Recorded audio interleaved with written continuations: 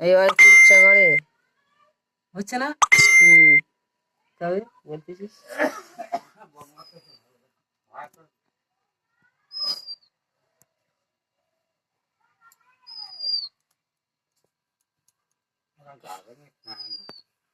আবার ছাড়িয়ে দিচ্ছি। না ছাড়াতে হবে না, শুধু খাবে ঘেটে যাচ্ছে আমরা। এই গরম জানলে আমি একটু কাঁচা থাকতে পেরে নে তো।